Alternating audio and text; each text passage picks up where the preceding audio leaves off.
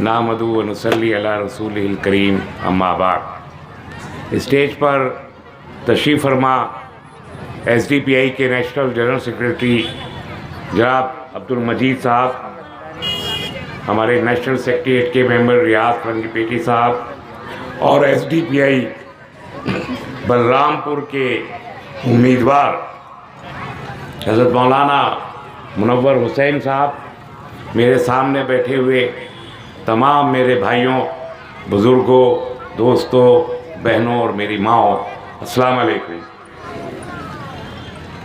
बिहार में चुनाव की बहार है। हम चुनाव को बहार कहते, कहा जाता है कि चुनाव लोकतंत्र का पर्व होते हैं, त्यौहार होते हैं। और सच ये है कि त्यौहार की सूरत में पूरा देश जहाँ कहीं भी होता है, बिहार में हो, यूपी में हो या लोकसभा का कहीं भी हो, हम पूरे जोश के साथ चुनाव में हिस्सा लेते हैं। सारी दुनिया के चुनाव को अगर पढ़ें तो मालूम होता है, अभी यहीं का तो आपके यहाँ 67% लोग वोट डालने जाते हैं बलरामपुर में। 100 में से 67 लोग वोट डालते हैं। बाकी दुनिया में इतना वोट नहीं डाला जाता, 50% 45% वोट होता है। लेकिन भारत की डेमोक्रेसी इतनी मजबूत डेमोक्रेसी है कि लोकसभा के चुनाव में भी 60% के करीब लोग वोट डालते हैं। ये क्यों है?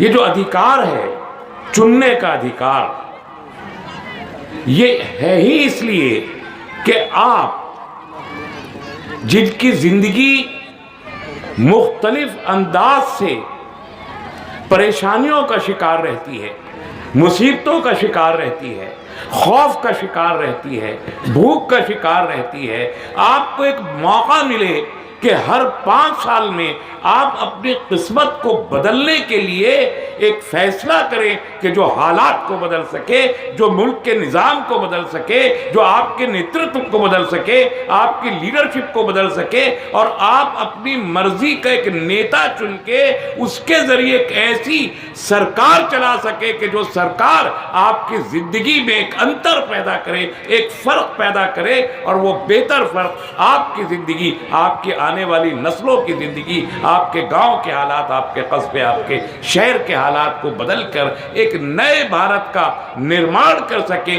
उसलिए यह पर्व आता है। 1952 से शुरू हुआ और आज 18 लोकसभा के इलेक्शन हो चुके, 18 मरतबा हमने अपना नेतृत्व चुना है। इसी तरीके से रियासती असेंबली का भी हर बार हो रहा है। लेकिन हम देख ही रहे हैं, और आप सब इस बात से सहमत होंगे कि हम बार बार चुनाव में वोट डाल के व्यवस्था परिवर्तन की कोशिश करने के बावजूद व्यवस्था रोजाना खराब होती चली जा रही है। इन गांवों को देखिए, कटिहार से बलरामपुर आने का 25-30 किलोमीटर का रास्ता 2 घंटे में तय होता है। मैं इन गांवों में घूम रहा हूं, आज सुबह से कई गांवों में घूमता हुआ आया। क्या वजह है? हर इंसान है, इंसान एक मोहतरम मखलूक है। दुनिया की सारी मखलूकात में इंसान को अशरफुल मखलूकात कहा गया, सबसे बेहतरीन मखलूक। तो जो इंसान बेहतरीन मखलूक है, उसकी जिंदगी का मेयार उस अशरफुल मखलूकात के मुताबिक होना चाहिए। उसे हम इंग्लिश में कहते हैं ह्यूमन डिग्निटी, इंसानी विकार, एक सम्मानजनक जिंदगी। वो सम्मानजनक जिंदगी कहाँ है?